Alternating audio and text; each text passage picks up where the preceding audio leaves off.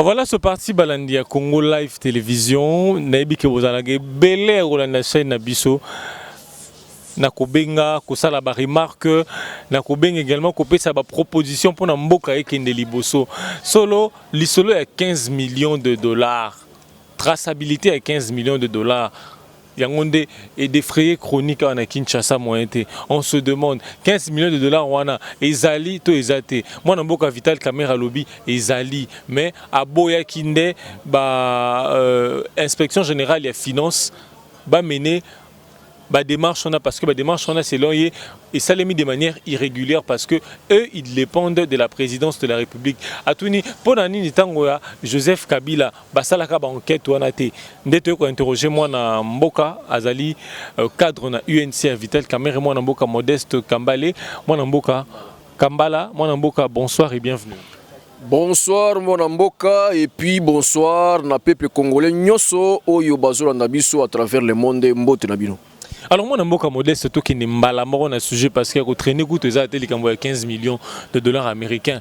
Balobi misu balobio et ça jeu à Vital Caméra pour na koluka ko bungisa ba congolais makanisi la disparition à 15 millions de dollars wana misu balobi pour nani chef de l'état mokondi mboka tata wa ekole mokota s'est prononcé ba misu balobi pété ah eza nango na pouvoir na bango te ya koloba. Merci mingi. Mais loko liboso nazolinga peuple alanda biso na Congo mobimba pe na monde entier ezali que bomoni eloko liboso photo féliciter na nous président Félix Tshisekedi amemeli biso état de droit na mboka lelo congolais nyonso akomi intéressé na makamba Congo congolais akomi koyeba ke mbongo ekotaki autant o to anda koyeba te il faut féliciter Félix Tshisekedi état de droit o akomi na mboko yo lelo inspection générale et finance et yebani on dirait zelo komoko ba créer sikanzo kezala kala depuis mindele c'est-à-dire depuis tanga banoko inspection générale et finance et zalaka lelo ebimi lokolo komoko ba créer sika nyonso wana état de droit Félix Melibiso bato ba ko découvrir bakamsusu sima lelo inspection générale et finance et bazo baba audité président c'est Félix félicitations. Nous sommes la démocratie dans l'état de droit. Mais quelque part, il faut batambola sikoyo na kati ya norme pemibeko. C'est ça l'état de droit. L'état de droit ne veut pas dire l'anarchie. Okoki kosa nyonso yo lingi parce que tout ça état de droit. Non. État de droit et lingi koloba toto samibeko ya mboka pe to pratiquer yango. Yango d'état de droit. Ko respecter ba liberté ya mboka. Pour respecter la loi et la liberté. Mais l'état de droit, on a tant que militaire, lucha, bazotambola, balingi traçabilité, il y a 15 millions. 15 millions de toujours bela. Toujours comme sérieux, mais bango baza ko défendre mboka, mona mboka modeste. Bango, te, combien bango bana on était parce que baza bakolo, baza pe intellectuel lokola yo. Tika makamba bana wana. To makambo eza sérieux pe pesa besoin koyoka. Baza besoin ko makamba 15 millions de dollars. Eza boté. Bolanda. D'abord ezala ki boy. 15 millions, pour la bref, nous expliqué bino. Botika komi tungisa 15 millions de dollars et kende qui na compte na ou banque ya commission ya comité ya produit ya ba pétrolier. Ozolanda.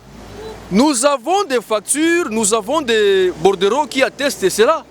Est-ce que makambo 15 millions c'est makambo to ba ko se déchirer pour nango? Non. 15 millions qui na compte ya produit pétrolier. Kende na rao banque kende tout na ba kolakisa yo ba facture ezali ba kolakisa ngo. Est-ce que c'est Caméra qui gère compte et produits de pétroliers? Non. Mais pourquoi comme ya Caméra nde bimi liboso pour 15 millions de dollars? Mais c'est faux. Yango to tu ko expliquer bino ezali cabale, ezali complot. Complot oyo bazo viser ko fragiliser Fachi. Bazo lingande ko quoi ça Félix Tshisekedi a échoué na mandat pour na nini? Bah comprendre que depuis Caméra est directeur de cabinet, bah compagnon soit mafia et les kalisou souté parce que vous devez savoir une chose. Bon moni mo konzamboka nengazawana, Fati nengazawana. Congo est tellement gaillard. Et puis mo konzamboka azana makambu oyo ye aza kotala directement. Côté bazo bon batuna est, côté insécurité, côté boy mo konzamboka aza tellement pris donc directeur de cabinet ndi azali gérant ya palais de la nation. Yende administrateur, il y a palais de la nation, c'est-à-dire Eza Moutou Oyo, Azali ko gérer palais de la nation au quotidien. mokonzi ya mboka aza na mpona kopose basignature et puis kolandela ndenge nini mboka eza kotambola. Mais moto osa manœuvre nyonso ezali directeur de cabinet. Bon, bandeko oyo baye kopotaka mere na buzobo ya 15 millions ayebi mutu na makolo te, signature neza na kati kuna te, bazo vize nde Faci, nazo expliquer za ndenge nini. Bandeko yango banani, bandeko yango banani, tolinga la vérité. Bandeko yo bazo piéger Faci ndenge nini. Bomoni régime oyo uti koleka. Régime uti koleka. Ndambo batu ya régime uti koleka. Problème na bango c'est que Kamere a longwa directeur de cabinet. Ce qui Kamere a longwa directeur de cabinet, Kamere a mayele a lekeli bango esprit makambu tout bon ça baso d'abord Kamere a yebi bango tout.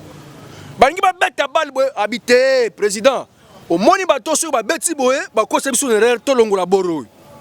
Gouvernement bimi ba kasi ke nyonso o to yeba ba longwa kala ba gouvernement te bazate ezokisi bango. Siko baza besoin caméra longwa. Ce qui caméra longwe batie mutu mususu esili. Pona bango mission accomplie. Ba kokota chef de l'état na nzoto titi na mutu ba noyer programme na ye. Moyen Faci rester sous ba programme nyonso à la population ezate. Peuple akosa nini akosanza ye. Pour que bango lobi bazwa discours wana bana ngona campagne bolobaki mingi. Ye waza chef de l'état asali nini. Bazoluka ko séparer bango. Nazo rappeler bango. Tango Faci azalaki candidat chef de l'état. Bazalaki wapi pona ko sunga ye ko tie maboko aza chef de l'état. Pendant que mutu moko te bandai kondima, personne ne croyait qu'un jour Félix sera président de ce pays. Kamere a monaki déjà Félix chef de l'état. A sungi a désisté, a accompagné Faci. A battre campagne pour naïe, Lelo Faci a gagné pouvoir. Si vous banguna o baïba kambong, est-ce que vous makambo ya 15 millions et yebani Lelo parce que bakoka ki kozwa yango te. Ebi makanango chaque fois mais bakabola contre bango. Na ba inspecteur en finance wana, botu na ngai 30 millions. Non 300 millions. Ya bukangalonzo ekenda wapi? Mwana moka modeste te. 300 millions ya bukangalonzo sous matata ekenda wapi? Bakabola ngo entre bango et ça régime moko bandai kolia mbongo chaque fois.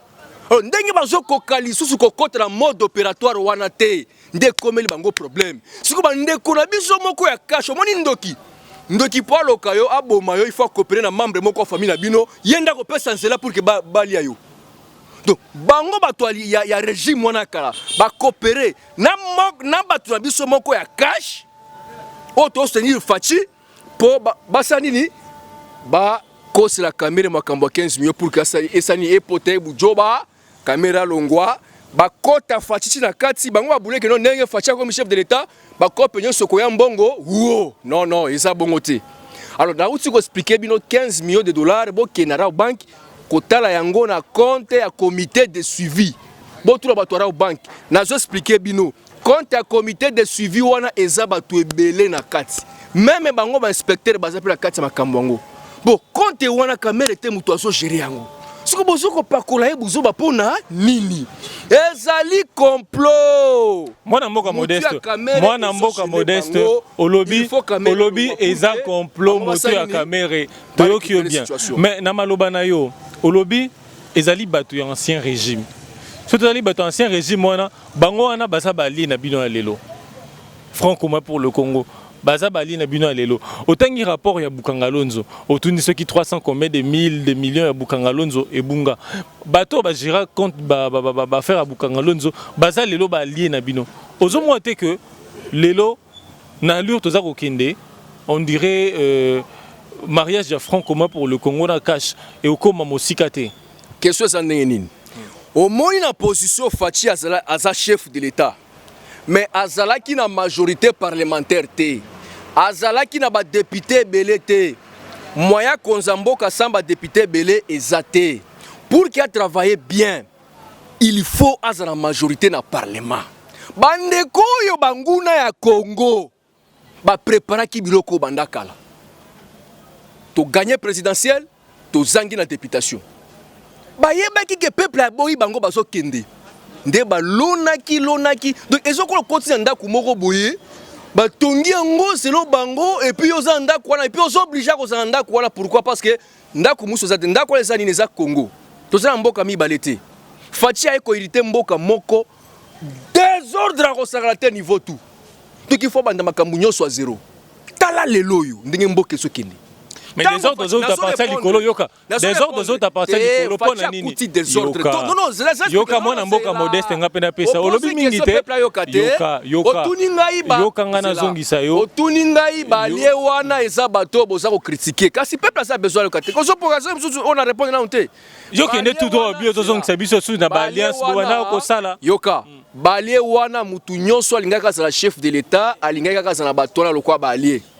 Balie wana bazali toko travail na bango bongo, mais seulement to yebike ba alliance toza na bango eza juste pour na ko konzamboka nano omona te que no boko konzango bien ndenge nini soki boza ko se douter boza ko tala na ancien défaillance tango tangi bango pointer bango yoka baza na kata gouvernement ya Ilunga toko travailler bien parce que omoni mboka ba geraka ngote lokwa banda kuna biso ya kolala mboka ba geraka na ba principe na ba loi na mibeko na ba règlement mibeko lobi boye mutu nyonso ko se conformer nango ata yo lingaka ngai te soki mibeko lobi mukanda soke ye yondo kozwa oyeli ngai na tangi na signé olinganga toko sala yango pona nini mibeko lobi bongo nde tozo travailler na bango.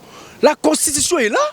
Ministre ya koloba ke no yendenga zawana azaboe a reconnaître l'autorité fatité to longolio et puis to sengi kombo musu to nommer ministre mususu ba ko travailler pour na Congo balinga te ba ko travailler pour na Congo au travailler malamu te oust olongwe to tche mutu mususu.